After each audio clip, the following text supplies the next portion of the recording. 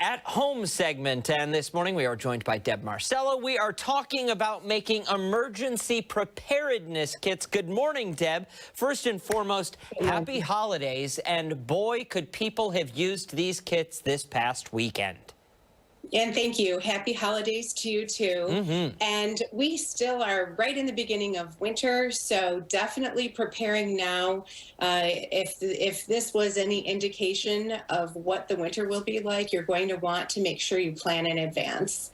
Absolutely. So where are these these preparedness kits meant to go? Are we talking about ones for potentially the vehicles, maybe the RV or something, or are we talking just at home?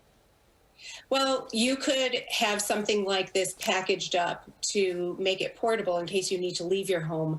But specifically, it's to think in advance and prepare for emergencies in your home. If you lose electricity and you're not able to get out of your home, you need to think about those things that are most important, the priorities. So think about the types of medical problems that you might have.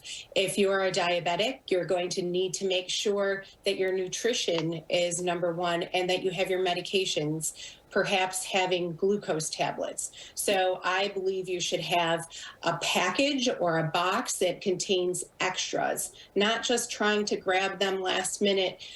So having your an extra 2 weeks supply of medications set aside in this box, especially if you have lung diseases like COPD, making sure you have an extra inhaler, an extra oxygen tank that you're able to use as well. And then you're also needing to think about your warmth.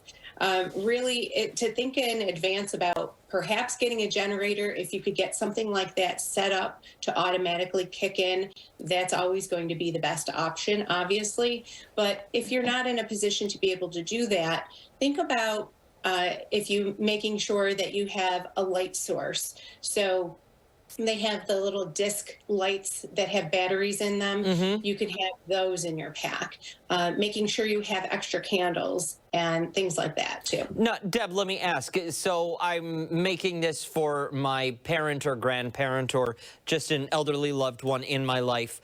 Is there a checklist I should be going off of? Or Sure. do I just say, you know, what do we think we need? I have a checklist that's going to be on our blog. So after this is posted, you'll be able to go to happieratHome.com and it'll have this article and a checklist that you could go down. But really thinking about those essential things, and not just a cell phone charger that is solar, because you perhaps may not have electricity as well. So you'll be able to find a list on our website.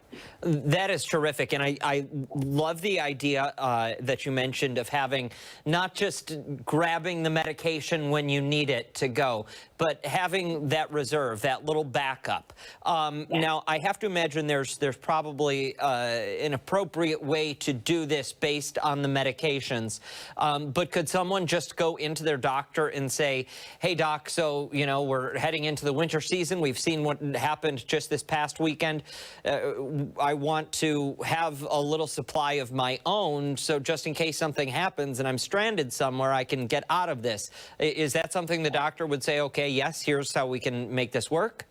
Well, it is a little tricky because it has to do with insurances also, insurance coverage. Sure. But you can get 3 months supply at the same time. Usually you could have your doctor write the prescription for 3 months at a time. This way you are able to have a reserve.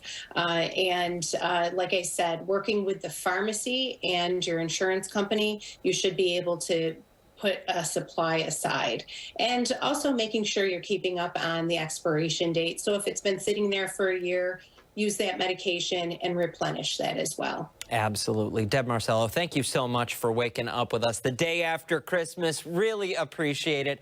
Hope you and your family had a wonderful holiday season. We will post all of this information